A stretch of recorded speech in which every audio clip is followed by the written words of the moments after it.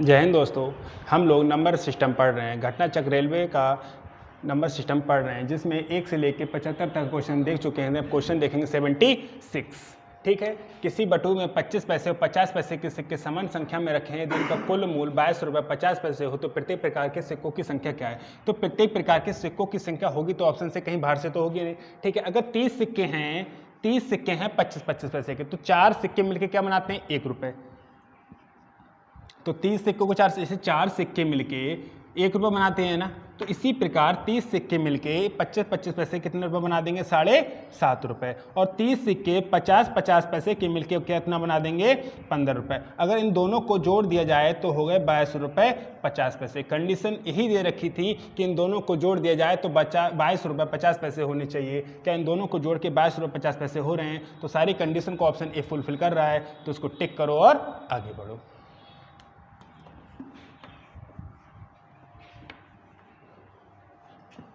4/-24 <-8, तो 4/8 + 24। तो यहाँ से हम 4/< कितना हो जाएगा? 32। तो < <= 8। तो अर्थात बाई का सही मान क्या आ रहा है? 8। इस सवालों में ऐसे कुछ नहीं है, इससे थोड़ा सा नंबर दे रखा है, आगे पीछे कैलकुलेशन करनी है, ज़्यादा इस सवालों में कुछ नहीं है। बढ़ते हैं नेक्स्ट क्वेश्चन तरफ। ऐसी कितनी संख्याएं 2 अंकों की संख्याएं जिनके वर्ग का इकाई का अंक 8 होता है? इसके लिए आपको थोड़ी बातें पता होनी चाहिए। जैसे 1 का स्क्वायर 1, 2 का स्क्वायर 4, 3 का स्क्वायर 9 और 4 का स्क्वायर 16, 5 का स्क्वायर 25, 36, 49, 64, 81 और 100। किसी भी नंबर के अंतिम स्क्वायर करके देख लो, किसी भी नंबर का स्क्वायर का अंतिम अंक देख लो, आपको 1 4 9 6 5 6 9 4 1 0 के अलावा कोई भी नंबर नहीं मिल सकता। तो आप देख पा रहे हैं कि 2 3 7 एंड 8 किसी भी स्क्वायर का अंतिम अंक नहीं है, किसी भी स्क्वायर का अंतिम अंक नहीं है। ये नहीं कि आप 10 तक कहो, आप 11 का स्क्वायर कर लो, कितना आएगा? 121। 12 कर लो 144, 13 का कर लो 169, 21 का कर लो 29 का कर लो 841। किसी भी नंबर का आप स्क्वायर करके देख लो, 2 3 7 और 8 किसी भी स्क्वायर का अंतिम अंक नहीं हो सकता है। तो सवाल ने कहा जिनके वर्ग का इकाई का अंक 8 होता है। भाई साहब, ऐसा कोई भी नंबर नहीं होता है जिसके वर्ग का इकाई का अंक 8 होता है। तो अगली बार आपको पता होना चाहिए 2 3 7 एंड 8 किसी भी स्क्वायर का अंतिम अंक नहीं होता है। बढ़ते हैं नेक्स्ट।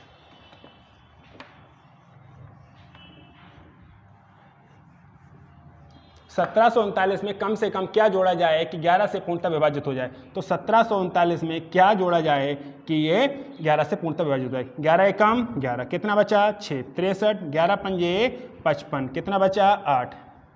11 पंजे 55, 8 बचा। 11 अट्ठे 88, कितना बचा? 1। आपको 11 से डिवीजन होने के लिए 11 चाहिए था, आपके पास है कितना? 1। अर्थात आपको 11 चाहिए था, 1 है। तो अगर आपको 10 और मिला दिए जाएं तो इस संख्या 1739 + 10 1749 11 से पूर्णतः डिविजिबल हो जाएगी। ठीक है। बढ़ते हैं नेक्स्ट क्वेश्चन की तरफ। दो संख्याओं के वर्गों का योग 80 है और संख्याओं का अंतर का वर्ग 36 है। दो संख्याओं के वर्गों का योग कितना दे रखा है? 80, और संख्याओं के अंतर का वर्ग कितना दे रखा है? 36। अगर a - b का होल स्क्वायर खोल दिया जाए, x² + y² - 2x by equal to कितना हो गया? 36। x² + y² का मान कितना दे रखा है? 80 - 2x बाई इक्वल टू 36। यहाँ से हम देखेंगे तो 2x बाई का मान आ रहा है 44। तो यहाँ से x बाई बराबर आ जाएगा 20। तो हमसे यही पूछा था संख्याओं का गुणनफल क्या होगा? संख्याओं का गुणनफल होगा 22। बढ़ते हैं नेक्स्ट क्वेश्चन की तरफ।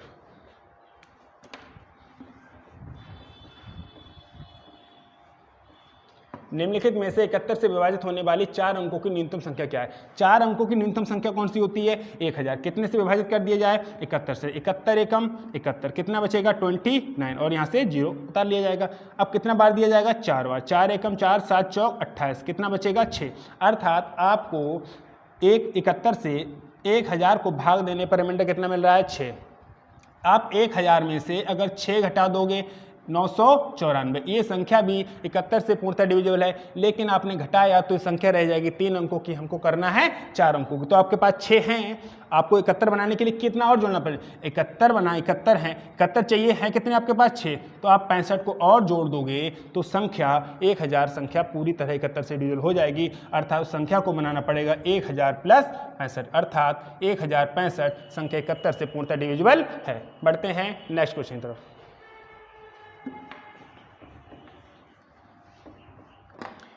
B/A पॉइंट हटेगा तो नीचे 2 जीरो बढ़ेंगे, 25 से कम 25 चौका, अर्थात B/A का मान आ गया 1/4। तो आप इस इक्वेशन में B का मान 1 और A का मान 4 रख दीजिए। 2 A का मान कितना हो जाएगा? 4 माइनस B का मान 1, 2 A का मान कितना है? 4 प्लस 1 प्लस 2/9, 2 चौक 8 में से 1 निकाला 7 और 4 दूनी 8 और 1 9 प्लस 2/9। इन दोनों को जोड़ दिया जाए तो 9/9 इक्वल टू 1। इस सवाल का सही आंसर होगा ऑप्शन ए।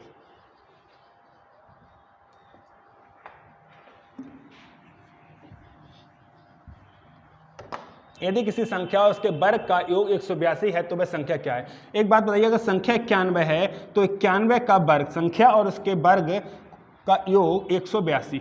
क्या आपको लग रहा है कि 91 और 91 का वर्ग जोड़ के 182 आएगा? 91 और 91 का वर्ग जोड़ के 182 आएगा? नहीं आएगा। आप सोच भी नहीं सकते कि 182 बहुत ऊपर जाएगा। क्या 13 है और 13 का वर्ग जोड़ दिया जाए तो कितना, क्या 182 आ रहा है? आप चेक कर लो। 13 ये आएगा 169 इक्वल टू 182। इन दोनों को जोड़ दिया जाए तो 182 और ये भी 182 हो रहा है। अर्थात जो कंडीशन दे रखी थी सवाल ने, उस कंडीशन को ऑप्शन बी फुलफिल कर रहा है। तो इस सवाल का सही आंसर होगा ऑप्शन बी। ठीक है, बढ़ते हैं नेक्स्ट क्वेश्चन की तरफ।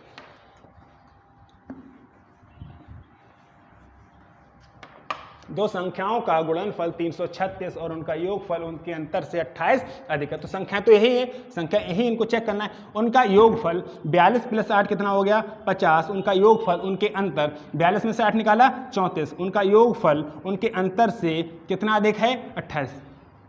क्या 50 34 से 28 अधिक है? भाई साहब नहीं अधिक है, तो ये ऑप्शन नहीं हो सकता। आप ऑप्शन ये चेक करो, उनका योगफल 38, उनके अंतर कितना आएगा? 24 में से 14 निकाले 10। क्या उनका योगफल उनके अंतर से 28 अधिक है? हाँ भाई साहब 28 अधिक है। तो दी गई कंडीशन को ऑप्शन बी फुलफिल कर रहा है। तो ऑप्शन का करेक्ट होना इसकी मजबूरी है। अगले क्या दे रखा है क्या नहीं, इस बात से कोई फर्क नहीं पड़ता है। बढ़ते हैं नेक्स्ट क्वेश्चन की तरफ।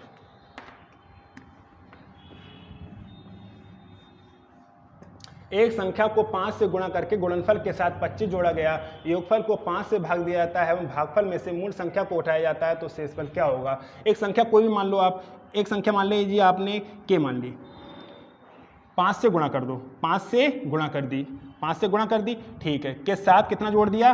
25 जोड़ दिया। के साथ योगफल को, इतना योगफल आया को 5 से भाग कर दिया जाता है एवं भागफल में से मूल संख्या घटा दी जाती है। आपने मूल संख्या क्या मानी थी? के। तो क्या प्राप्त होता है? रिमाइंडर, यानी कि जो भी अब प्राप्त होगा वो रिमाइंडर प्राप्त होगा। तो इसको सॉल्व कीजिए, 5k प्लस 25, यहाँ से एलसीएम लेंगे तो 5k हो जाएगा अपॉन 5 हो जाएगा। 5k से 5k क्या बचेगा? 25/5, तो आंसर आ जाएगा 5 और दे रखा है ऑप्शन सी में। ठीक है, बढ़ते हैं नेक्स्ट।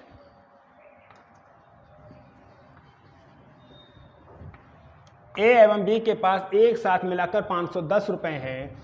ए प्लस बी के साथ एक साथ मिलाकर कितना रुपया है? 510 है। सी के पास ए एवं बी की एकत्र राशि से 303 कम है। सी के पास ए एवं बी की एकत्र राशि से 303 कम है। सी के पास ए प्लस बी से कम है ना, तो अगर ये कम है, ऑलरेडी कम है, तो इसको और कम कर दो तो दिक्कत हो जाएगी। तो क्या करो, इसमें से घटा दो। आपको क्या चाहिए? आपने क्या लिखा है सवाल ने कि सी के पास ए एवं बी की एकत्र राशि से 303 कम है। सी के पास 303 कम है ना, 303 कम है, आपने अब कम कर दिया तो और कम हो गया ना। तो एक काम करो, इसको बढ़ा दो, तभी तो बराबर होगा, तभी तो बराबर हो पाएगा कि ए सी के पास ए बी की राशि से 330 कम है। तो 303 कम थे, आपने और कम कर दी तो दिक्कत हो जाएगी। अगर कम है तो 303 दे दो, अब बराबर बराबर हो जाएंगे। ठीक है, आगे क्या लिखा है? एवं बी के पास C से 70 अधिक हैं, B के पास C से 70 अधिक हैं, तो एक काम करो, या तो C के पास 70 बढ़ा दो या 20 में से 70 घटा दो, अब संख्या बराबर हो जाएगी। हमसे पूछा है C का मान, तो यहाँ से सीधा सीधा हो जाएगा, या 70 इधर ले जाओ, C प्लस 70। अब क्वेश्चन ने कहा है कि B के पास C से 70 रुपये अधिक हैं, तो आपको क्या करना है, आपको मान निकालना है, किसका, A का निकालना है। तो आप C की जगह A का मान रख दो, C की जगह आप A का मान रख सकते हो, बहुत तसल्ली पूर्वक रख सकते हो। कैसे रख सकते हो, B का A की राशि निकालना है, A प्लस B, A की राशि निकालनी है, तो आपको A प्लस B हो जाएगा यहाँ से, ठीक है। और आगे बढ़ के C, और C की जगह मैं क्या रख दूँगा, C की रख दूँगा B, C की रख दो जगह B माइनस 70 और प्लस 303। क्या B से B कैंसिल हो जाएगा, हाँ कैंसिल हो जाएगा, तो A बराबर 303 माइनस 70, ये हो जाएगा 233। ठीक है, हमसे A का मान पूछा था, A का मान आया 233। बढ़ते हैं नेक्स्ट।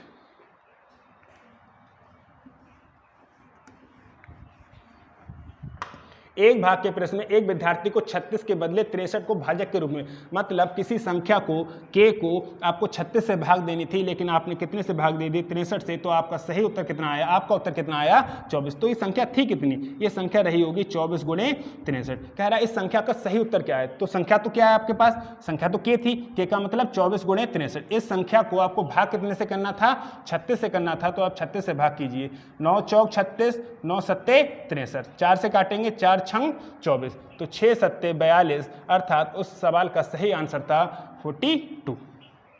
ठीक है, पढ़ते हैं नेक्स्ट।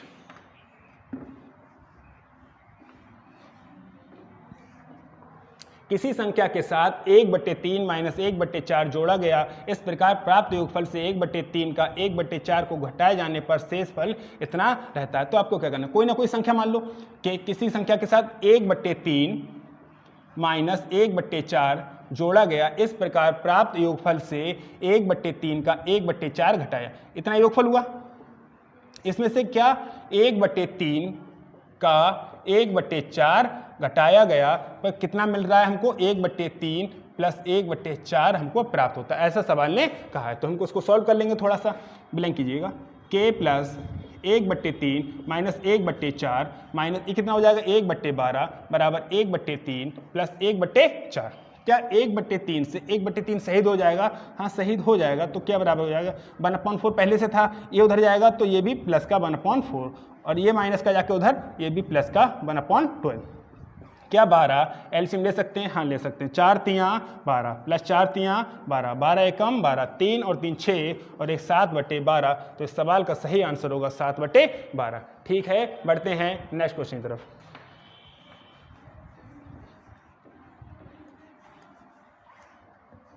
पांच क्रमांक सम संख्याओं का औसत 40 है, इन संख्याओं में से सबसे छोटी संख्या का मान ज्ञात कीजिए। मैंने इस सवाल को पहले भी बताया, इस टाइप के सवालों को कैसे करते हैं। मान लीजिए 3 प्राकृतिक संख्याएं लिखी, 3 कोई भी नंबर लीजिए, चाहे सम है चाहे ऑड हो, कोई भी संख्या हो, वो 3 होनी चाहिए या 5 होनी चाहिए, विषम प्राकृतिक संख्या होनी चाहिए, मतलब ऑड उनके नंबर ऑफ टर्म हो वो ऑड होनी चाहिए। जैसे आप लीजिए 1 2 3, इनका आप औसत निकालेंगे तो औसत क्या आएगा, 3 और 2 5 और 1 6/3, कितना आया 2, तो ये 2 औसत बीच वाला नंबर आया। अब कोई और नंबर लीजिए, आप लीजिए 2 4 6, अब इसका औसत निकाल के देखिए, 6 4 10 और 2 12, 12/3, क्योंकि नंबर ऑफ टर्म 3 है, कितना आया 4। क्या इनका औसत कौन से बीच वाला आया, आप नंबर 5 लीजिए, 3 5 7 9 11, ठीक है। आप इनका औसत निकाल के देखिए, क्या इनका औसत 3 5, क्या औसत इनका बीच वाला नंबर ही आएगा, चेक कीजिए। 5 और 3 8 7 15 9 24 11 35 नंबर कितने हैं, 2 और 2 4 और 1 5, कितना आया 7। अब देख पा रहे हो कि नंबर जो औसत है हमेशा मिडिल टर्म आ रहा है, जो नंबर है वो हमेशा मिडिल टर्म आ रहा है अगर नंबर ऑफ टर्म्स ऑड है, मतलब ये 3 नंबर होने चाहिए या 5 होने चाहिए, 7 होने चाहिए, 9 होने चाहिए, 11 होने चाहिए, ठीक है। ऐसे यहाँ पर सवाल में दे रखा है, उन्होंने क्या दे रखा है कि 5 क्रमागत सम संख्या, चाहे सम हो विषम, उससे बात से कोई फर्क मत पड़ता है, लेकिन नंबर ऑफ टर्म्स ऑड होनी चाहिए और क्रमागत होनी चाहिए, ठीक है। 5 क्रमागत, कोई भी नंबर लिख लो, पहला दूसरा तीसरा चौथा पांचवा, इन सभी का औसत कितना दे रखा है 40, और हमें पता है कि जो औसत होता है वो मिडिल टर्म होता है, अर्थात मिडिल टर्म कौन सा होगा 40। ये संख्या है कौन सी, ये संख्या है सम संख्या है, तो मिडिल टर्म 40 से इससे पहली वाली कौन होगी 38, इससे पहली कौन सी होगी 36, ये 40 से इससे अगली वाली कौन सी होगी 42, इससे अगली वाली 44, ठीक है। हमसे पूछा पहली संख्या बताओ, तो इससे ये 38 होगी, इससे पहली संख्या 38 होगी और इससे पहली वाली 36 होगी। तो सबसे छोटी संख्या कौन सी हो जाएगी? 36। सबसे बड़ी पूछ लेता तो ये 40 है, ये 42 होता और ये 44 होता। ठीक है, बढ़ते हैं नेक्स्ट। 57 कुर्सी तथा मेजों का मूल्य 6000 रुपये है। यदि एक कुर्सी का मूल्य 90 रुपये और एक मेज का मूल्य 120 रुपये हो तो कुर्सियों की संख्या ज्ञात कीजिए। तो हमें कुर्सियों की संख्या नहीं पता है, तो हमने कहा कुर्सियों की संख्या x होगी। कुर्सियों की संख्या कितनी होगी? x। और एक कुर्सी का मूल्य कितना है? 90 रुपये, के मान लीजिए, k × 90। आगे बढ़ते हैं। अगर एक कुर्सी का मूल्य आपने 90 माना है, एक कुर्सी की संख्या अगर x मान k मानी है, तो टोटल तो 57 था, तो ये कितना बचेगा? k minus 57, sorry 57 minus k। अगर आपने k कुर्सी मानी है तो 57 माइनस k क्या होंगी? मेज होंगी। एक कुर्सी का मूल्य है 90 रुपये और एक मेज का मूल्य है 120 रुपये। इन दोनों का कलेक्शन कितना दे रखा है आपको? 6000 रुपये। अब देखिए 90k प्लस इन दोनों का मल्टीप्लाई करनी पड़ेगी। 12 सत्ते 84 का 4 हाथ से लगे 8, 12 पंजे 60 और 8 68, ठीक है, माइनस 120 के बराबर कितना दे रखा है? 6000 दे रखा है। तो 90 के 120 के माइनस का 30 के 6000 तो पॉजिटिव है, ये 6840 उधर जाके क्या हो जाएगा? नेगेटिव का 6840। इन दोनों का डिफरेंस करेंगे तो माइनस का 840। हमें पता है कि माइनस का 30 के बराबर दे रखा है माइनस का 840, तो के बराबर यहाँ से आ जाएगा 28 3 84 होता है, तो 28। तो कुर्सियों की संख्या आपने कितनी मानी थी? के, तो के का मान 28 आया, तो कुर्सियों की संख्या क्या होगी? 28। बढ़ते हैं नेक्स्ट।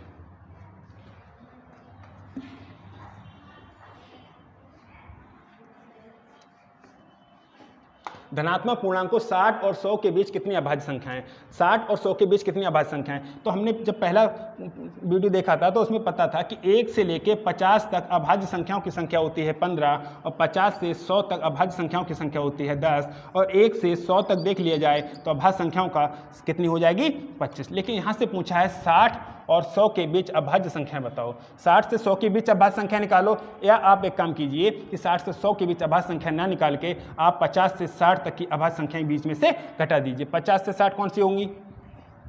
53 और 59। 53 और 59, दो 50 से 60 के बीच में अभाज्य संख्या क्या होती हैं? अभाज्य संख्याएं वे संख्या होती हैं जिनके फैक्टर 2 होते हैं, मतलब स्वयं और एक के अलावा उनका कोई फैक्टर ना हो, वो होती हैं अभाज्य संख्याएं। एक तरीका तो ये है कि आपको पता था कि 50 से 100 के बीच अभाज्य संख्या कितनी होती हैं? 50 से 100 के बीच अभाज्य संख्याएं होती हैं 10 और 50 से 60 के बीच अभाज्य संख्याएं 2 हो गई, तो 60 से 100 के बीच 8 रह गई। या आप ऐसा नहीं कर सकते हैं तो आप एकदम एक काम कीजिए, एक बार काउंट कर लीजिए। सबसे 60 से 100 के बीच देखना है, 60 से 100 के बीच तो कौन सी संख्या होगी?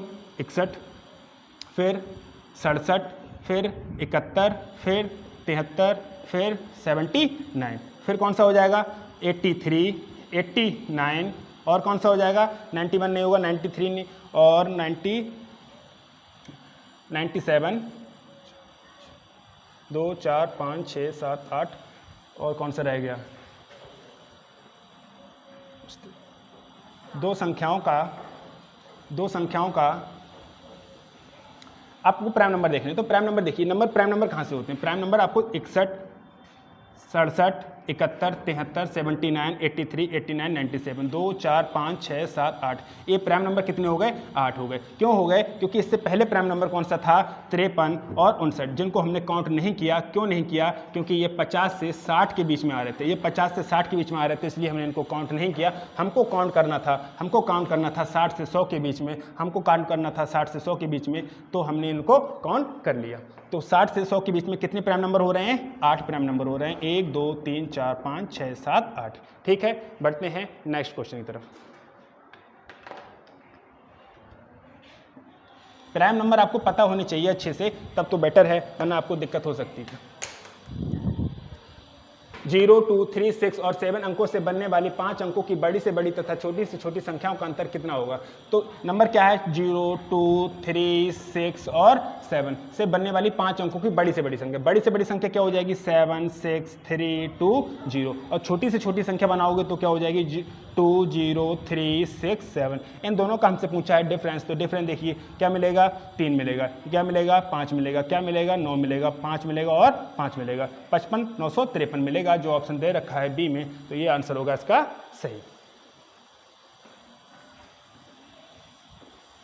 आयकर जब आयकर जब रुपया में 6 पैसा था तो उस समय एक आदमी को जितना आयकर देना पड़ता था अब उससे 124 रुपये अधिक देना पड़ता है। अब आयकर रुपया में 8 पैसा है, उस आदमी की आय कितनी है? और तसल्लीपूर्वक देखिए, 1 रुपये में 6 पैसा, 100 रुपये का में 6 मतलब 6%, और 100 पैसे में 6 पैसे मतलब 6%। तो पहले परसेंटेज कितना था? इनकम टैक्स था 6%, और अब इनकम टैक्स कितना हो गया? अब इनकम टैक्स हो गया 8%। तो अब आप देखिए कि कितना इनकम टैक्स बढ़ा? 2%। इनकम टैक्स 2% बढ़ने से आपकी इनकम कितना टैक्स बढ़ गया? रुपए में देखा जाए तो 124। अगर आपकी आय 5800 थी, आपकी आय कितनी थी? 5800। 5800 का 2% कितना होगा? 5800 का 2% होगा 116। लेकिन आपको चाहिए कितना? 124। तो हम 6200 देख लेंगे। अगर 6200 का आप 2% चेक करेंगे तो 6200 का 2% आएगा 124, और इस सवाल का भी आंसर दे रखा है 124, अर्थात दी गई कंडीशन को ऑप्शन बी फुलफिल कर रहा है। तो इस ऑप्शन का करेक्ट आंसर होगा ऑप्शन बी, अर्थात 6200।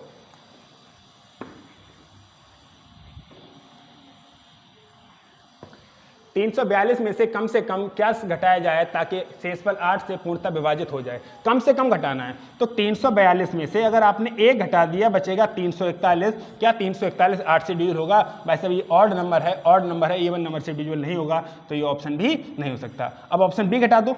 आपने अगर 1 घटाया तो हुआ नहीं। अब 342 में से अगर आपने 2 घटा दिया बचा 340। क्या 340 8 से डिविजल होगा? तो आप देखेंगे कि 8 चौक 32 हो गया, 8 चौक 32 हो रहा है, तो 20 बचा, और जब 20 बचा 20 8 से कटता नहीं है, तो ये भी ऑप्शन नहीं हो सकता। अगला 6 दे रखा है और एक 7 दे रखा है, तो हम क्या करेंगे? 342 में से अगर हमने 6 घटाया, 342 से 6 घटाया बचेगा 336। क्या 336 8 से पूरी तरह विभाजित होता है? आप चेक कीजिए। 8 चौक 32, कितना बचा? 1 16, 8 दूना 16। अर्थात हम कह सकते हैं कि 342 में से भाई छोटी सी छोटी संख्या 6 घटाना पड़ेगा, तभी ये 336 बचेगा, और 336 8 से पूरी तरह विभाजित होगा। इस तरह के सवालों को हम बहुत तसल्लीपूर्वक कर सकते हैं बिना किसी फार्मूले के। अगर यहाँ पर अगर फार्मूले पे आ जाएं तो हमको फार्मूला समझने पड़ेंगे कि वो कहाँ से क्या फार्मूला लिखा है और क्या पर नहीं लिखा है, तो वहाँ पे बहुत दिक्कत हो जाएगी। आपको कब तक याद करोगे? क्या क्या याद करोगे? आज को याद किया, कल को भूल जाओगे, आपको कन्फ्यूजन हो जाएगा वहाँ पर। लेकिन यहाँ पर कन्फ्यूजन क्यों हो रहा है? आपको 8 की जगह 9 7 5 3 कोई भी नंबर दे दो, आप कैसे कन्फ्यूज हो जाओगे? जब आपने कुछ पढ़ा ही नहीं है कोई फार्मूला, तो भूलोगे क्या? भूलते वो चीज़ें जो याद होती है, जो चीज़ याद ही नहीं है तो वो चीज़ भूलोगे कैसे? वो चीज़ भूलने का कोई भी चारा या ऑप्शन आपके पास नहीं है। आपको बहुत तसल्ली हर चीज़ को देखिए। जैसे आपको अगर सवाल लगाना हो गया, आपने अगर फार्मूले रट के गए तो वहाँ पे फार्मूले भूलने की पॉसिबिलिटी है कि आप फार्मूले को भूल सकते हो। लेकिन अगर आप फार्मूले याद ही नहीं है, आपको मेरा नाम याद नहीं है, तो भूलोगे क्या? नहीं। अब किसको भूलते हैं? जो याद होता है। याद किसकी आती है? समझ पा रहे हो? ठीक है, अब बढ़ते हैं हम क्वेश्चन की तरफ। ए, बी और सी 3 संख्याएं इस प्रकार हैं कि a into B equal to दे रखा है, a into B equal to दे रखा है 96050, और a इंटू सी दे रखा है हमको 95625, और लिखा है b c से 1 अधिक है। जो b है वो c से 1 अधिक है, जो b है वो c से 1 अधिक है, तो b में से 1 और घटा दो तभी तो c मिल जाएगा, या c में 1 जोड़ दो। b c से 1 अधिक है, c से 1 अधिक है तो c में 1 जोड़ दिया तभी तो बराबर हो पाएगा। ठीक है, क्या मैं यहाँ को इसको इस संख्या से डिवाइड कर सकता हूँ? हाँ कर सकता हूँ। a से a कैंसिल हो जाएगा, और मैं b की जगह क्या रख सकता हूँ? c + 1/c, ये हो जाएगा 96050/95625, ये हो जाएगा 1 + 1/c। ये 1 कैसे हुआ? c/c + 1/c equal to 96050/95625। ठीक है, तो 1/c हो जाएगा, तो हो जाएगा 1/c + 1/c इक्वल टू 96050/95625 -1। ठीक है, अब हमको क्या करना है? हमको करना कुछ नहीं, थोड़ी सी कैलकुलेशन इस सवाल में, और इस सवाल में कैलकुलेशन हमको करनी ही पड़ेगी, और कोई भी ऑप्शन आपके पास नहीं है, करनी पड़ेगी। तो कैसे करेंगे? 1/c 96050 - 95625 अपॉन क्या हो जाएगा? 95625। ठीक है, तो 1/c इनको डिफरेंस करना पड़ेगा। 50 में से 25 निकाला बचेगा 25, 10 में से 6 निकाला 425, 95 625। अगर मैं c की वैल्यू देखूं तो लिखना पड़ेगा 95625/425। अब एक तरीका तो ये है कि हम ऐसे करने बैठो, या दूसरा तरीका ये है कि आप ऑप्शन का यूज कर लो। आपको ऑप्शन का यूज करने करना। जैसे आपको पता है कि अगर मैं 25 से काट सकता हूँ, 25 17 की गुणा हो जाएगी, इसको कैलकुलेशन बहुत लंबी हो जाएगी। लेकिन अगर आप ऑप्शन को देख लो तो आप ऑप्शन को देख के बहुत आसानी से कर सकते हो। यहाँ पर आपको बहुत बड़ा हो जाएगा। कैसे बड़ा हो जाएगा? आप 5 से डिवाइड करोगे, लास्ट में 5 आएगा, लास्ट में 5 आएगा। और स्टार्टिंग में देखोगे 9 को 4 से भाग करोगे, स्टार्टिंग में कितना आएगा? 2, बीच में कोई नंबर आएगा। एक ऐसा ऑप्शन देख लो कि जिसके स्टार्टिंग में 2 और लास्ट में 5 हो। असुविधा के लिए खेद है, थोड़ा सा लेट डिसमिस हो गई है, 2 मिनट का वेट कीजिए, अभी लाइट आ रही है। आपको ऑप्शन दिखा रहे हैं कि ऑप्शन का सहारा कैसे हमको लेना है। ठीक है, ऑप्शन का सहारा हमको कैसे लेना है, ऑप्शन को अपना हथियार कैसे बनाना है, उसके लिए आपको कुछ ना कुछ तो एक्स्ट्रा चाहिए। हमने देखा कि ऑप्शन ये दे रखे हैं 425, ये, तो हमने देखा कि लास्ट में तो 5 आना ही आना है। आप काट पीटी कर सकते हो कि यहाँ से 5 से काटने बैठ जाओ, 25 से काट लो, 17 से काट लो, जैसा मन करे वैसा काट लो, लेकिन करो मत। आपको पता है कि स्टार्टिंग में 2 आ रहा है, 4 दूनी 8 और लास्ट में 5 आ रहा है। स्टार्टिंग में 2, लास्ट में 5 कौन से ऑप्शन दे रखा है? इसमें नहीं दे रखा है, इसमें नहीं दे रखा है, इसमें दे रखा है। स्टार्टिंग में 2, लास्ट में 5, ऑप्शन ए में दे रखा है, तो चीज़ सही है। वरना आप 25 से काटो, काट सकते हो, कोई आपत्ति नहीं है। ठीक है, लेकिन इन चीज़ों से कैलकुलेशन से बचो, जितना बचोगे उतना ही बेटर है। बढ़ते हैं नेक्स्ट क्वेश्चन की तरफ।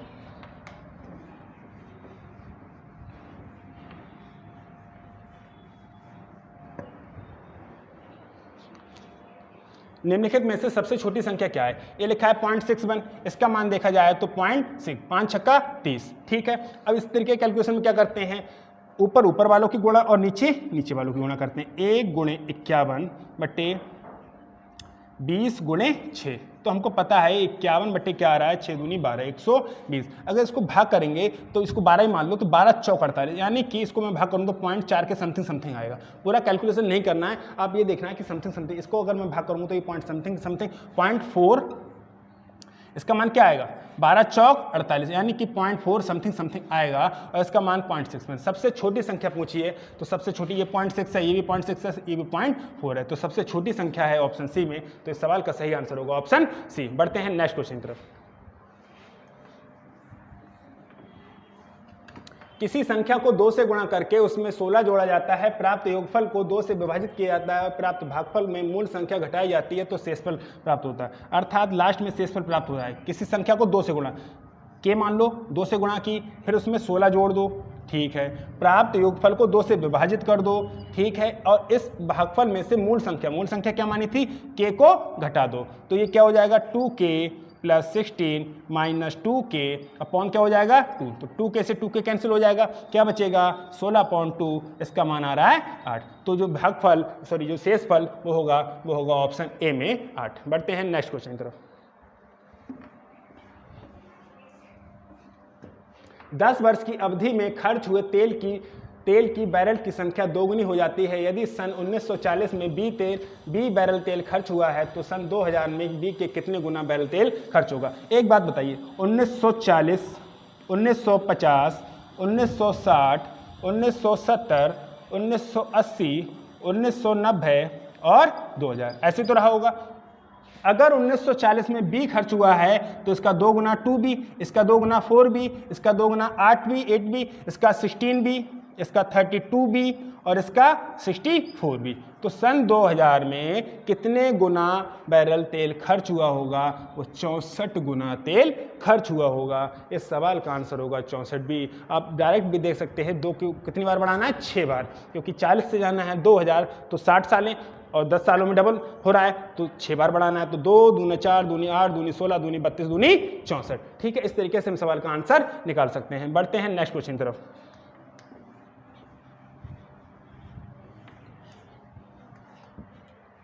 दो संख्याओं का अंतर कितना दे रखा है? 14, और उन दोनों संख्याओं का योग कितना दे रखा है? 20। हमसे पूछा है कि उनका गुणनफल क्या होगा। तो संख्या निकालने के लिए क्या करते हैं? अगर पॉजिटिव नंबर निकालते हैं x, तो दोनों को जोड़ के आधा कर देते हैं, जोड़ के 34 का आधा 17, और अगर इनका नेगेटिव वाला मान निकालना है तो घटा के आधा कर देते हैं, यानी कि 22 का मान निकालना है, घटा करेंगे 6 का आधा 3। हमसे पूछा है इन दोनों का प्रोडक्ट, तो x इंटू 22 अर्थात 17 इंटू 13 3 इक्वल टू 51। इस सवाल का सही आंसर होगा 51। बढ़ते हैं नेक्स्ट क्वेश्चन की तरफ।